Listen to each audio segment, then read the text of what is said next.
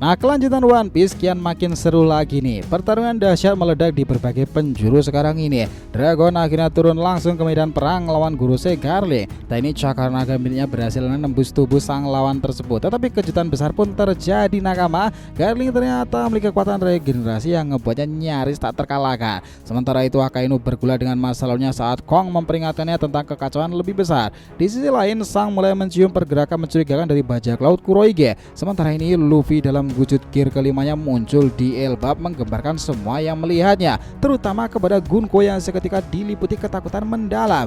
Apa yang sebenarnya sedang terjadi tuh? Siapa yang akan keluar sebagai pemenang terbesar dalam pertempuran yang kian berlanjut epic ini? Ya, ke depan bakalan lebih seru lagi nakama.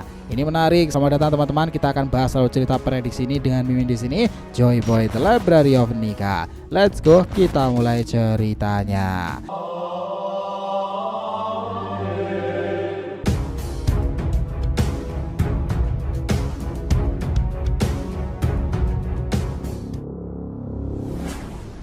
Oh ya, biar terus bisa berinteraksi dengan kalian ya, silahkan subscribe dan bantu ramaikan video ini nakama. Selain Joy Boy The Library of Nika untuk One Piece, jangan lupa pula subscribe 3 channel kita yang lainnya ya. DRTV Mediati untuk solo leveling dan Boruto itu, Saga Boruto 2 Blue Vortex untuk Boruto Fan Fiction, dan Shonen Odyssey untuk anime, manga, dan juga manhwa lainnya. Kita tunggu kalian juga muncul di sana. Oke, let's go, kita masuk ke pembahasannya. Jadi sekarang ini langit makin kacau balau di negeri Elbap maupun di markas besar angkatan laut yang tampak mencekam sekarang, seolah-olah mencerminkan bagaimana ketegangan yang juga merayap di dalam ruangan tempat dua sosok penting sedang berdiskusi. Akainu berdiri dengan tangan bersedekap itu ya, matanya menatap tajam ke arah mantan laksamana armada Kong. Ya, dia sedang duduk di kursinya dengan sikap penuh wibawa dan karismatik itu. Pembicaraan kali ini bukan sekedar diskusi biasa aja. Ini tentang pertempuran yang sedang berlangsung antara pasukan revolusioner dan juga pemerintahan dunia itu sendiri. Kejadian tersebut memang akan membuat Akainu tuh frustrasi karena dia sendiri tuh memang memimpin di era yang kacau balau. Beberapa anggota angkatan laut pada berkhianat dan sementara ini admiralnya juga tidak semuanya percaya kepada dirinya. Dia benar-benar menanggung beban yang dulu juga ditanggung oleh Fleet Admiral Sengoku. Tapi Akainu memang agak beda sih gaya pemimpinannya itu. Nama Dragon menjadi pusat perhatian sih memang. Laporan terbaru menunjukkan bahwa dia telah turun secara langsung dengan tangannya sendiri itu melawan, bertarung secara langsung di garis depan. Ini bukan kabar baik bagi angkatan laut sih. Keberadaan Dragon jelas di medan peperangan berarti konflik itu akan makin membara. Akainu tak bisa menyembunyikan hasratnya untuk menghadapi Dragon secara langsung. Masa lalu mereka di angkatan laut masih membekas dalam pikirannya, ngebawa kembali persaingan lama yang belum terselesaikan. For information, memang Dragon itu sepertinya berada di pihak angkatan laut pada dahulunya ya. Namun karena sifat keadilan dan mengetahui kebusukan dari pemerintahan pusat itu, dia akhirnya keluar dari sana dan membentuk tentara-tentara di sini. Nah, di tentara-tentara itulah yang dia namakan sebagai pasukan revolusioner. Itu akan menjadi salah satu panggung terbaik pada dirinya di masa sekarang ini nakama. Kembali ke Kong itu dengan pengalamannya yang jauh lebih panjang, dia akhirnya memperingatkan agar tidak bertindak gegabah si Akainu. Emosi tidak boleh menguasai keputusan seorang pemimpin tertinggi. Situasi ini jauh lebih besar daripada sekedar persaingan pribadi. Dunia sedang berada di ambang kekacauan lebih besar. Mereka harus bersiap menghadapi gelombang perubahan yang akan segera datang. Angkatan laut tidak hanya terpaku pada satu pertempuran besar. Ada banyak hal yang harus dipersiapkan memang. Sadar betul bahwa Kong benar, Akainu mulai merancang strategi besarnya. Para laksamana dan pasukan elit telah dipanggil kembali ke markas pusat. Begitu mereka tiba, rapat besar akan segera digelar di sana. Bukan hanya soal menghadapi Dragon, tapi juga untuk memastikan stabilitas di berbagai belahan dunia yang mulai bergejolak itu akan stabil kembali. Nah, keadaan makin darurat, tetapi di sela percakapan itu Kong menanyakan bagaimana tentang misi GAP itu sendiri. Sosok legendaris yang kini memang malah ditawan di dalam Hachinasu di kubu Kurohige, markas para bajak laut yang dikuasai oleh Marshal de Tits itu. Tidak ada tindakan yang resmi yang diambil karena misi GAP itu sebenarnya bersifat pribadi sih. Namun Kong mencurigai bahwa kelompok SWORD dan beberapa marinir veteran mungkin akan bertindak di luar perintah. Jika itu terjadi, situasinya makin akan rumit tuh. Sementara ini di medan perang, Dragon berhadapan langsung dengan sosok yang tak kalah mengerikan, yakni Vigarland Garling, ayah dari Akagame Sang, didampingi oleh putra pertamanya itu Shamrock yang legendaris. Garling memperingatkan kehebatan yang selama ini hanya menjadi legenda. Dragon bukan orang yang bisa dianggap remeh loh. Dengan teknik Dragon Claw yang diperkuat itu, cakranya menerjang tubuh Garling, menembusnya dengan kekuatan luar biasa. Seharusnya itu menjadi pukulan telak untuk pertama kali, tapi sesuatu yang aneh terjadi.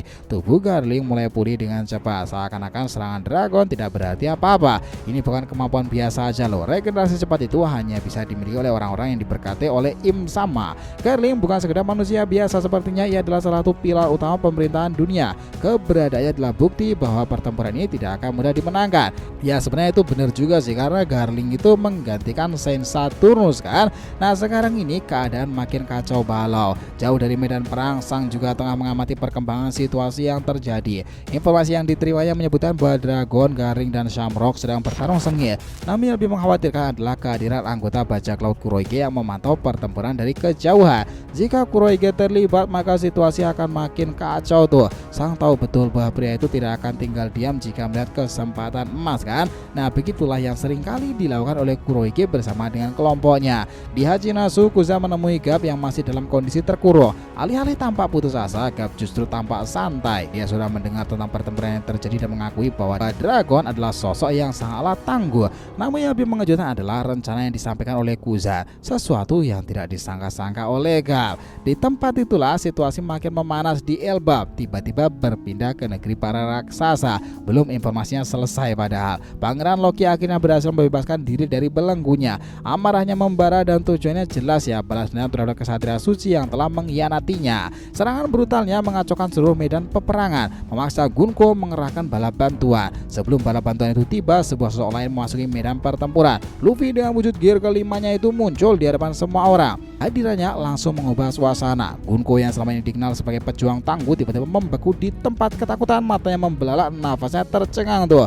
Baginya Luffy bukan sekedar ancaman. Wujud yang ditampilkan Luffy saat ini bukanlah sekedar bentuk kekuatan biasa loh. Itu adalah sosok yang selama ini hanya ada dalam legenda, Nika sang dewa pembebas. Ia berdiri di hadapan seseorang bernama Gunko. Itulah kenapa ketakutan yang selama ini tertanam dalam dirinya kini menjadi nyata kembali. Pertempuran di berbagai tempat makin memanas itu, dunia sedang berada di ambang perubahan besar. Tidak ada lagi yang bisa memastikan bagaimana akhirnya. Namun satu hal yang pasti, era baru telah dimulai. Semua orang harus memilih di pihak mana mereka akan berdiri. Karena ini menarik nakama, dimulai pada penggambaran buku Harley itu dan juga berlanjut ke mural-mural yang ada di Elbap. Peperangan makin terjadi lagi. Sepertinya Oda Sensei itu sengaja akan membuat bagaimana peta pertempuran itu semuanya akan saling terlibat. Mulai dari Ragnarok inilah sampai ke Laughtale di penghujung dunia itu nanti dan bertarung melawan pemerintahan pusat di bawah pimpinan Im Sama. Nah sekarang yang menarik jelas itu adalah Dragon ya. Kekuatan itu mengesankan. Dulunya orang itu hanya rapat saja, kini bertarung serius ya menghadapi sosok yang tak kalah mengesankan, Vigarland Garling. Kalau mau disimpulkan bahwa pertarungan di berbagai medan itu makin menggila lagi. Dengan Dragon menunjukkan kekuatan luar biasa dalam menghadapi Garling, kemampuan regenerasi Gorosei itu jelas membuktikan ya bahwa mereka bukanlah lawan yang mudah dikalahkan. Jelas mereka bukanlah lawan yang mudah dikalahkan nih. Akainu dan Kong bersiap menghadapi konflik lebih besar lagi. Sementara Sang mulai mencium intrik dari bajak laut Kurohige. Di Elbap, Luffy muncul dalam wujud gear kelimanya. Itu akan menguncang mental Gunko yang ketakutan melihat sosok yang diyakini sebagai dewa kehancuran.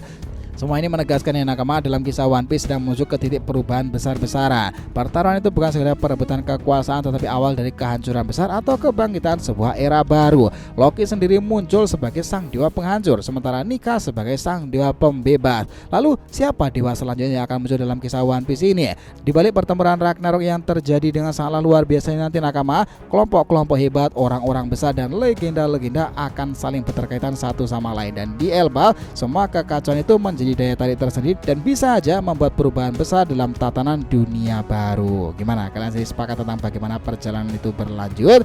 Itulah tadi ya bagaimana penggambaran kisah One Piece ke depannya. Terima kasih banyak telah menonton cerita ini sampai akhir. Jika kalian punya pendapat langsung aja komentar di bawah ini dan kita akan usahakan respon, oke? Sampai jumpa di video selanjutnya nakama, dan Joy Boy Sang Nika telah kembali ke peradaban One Piece.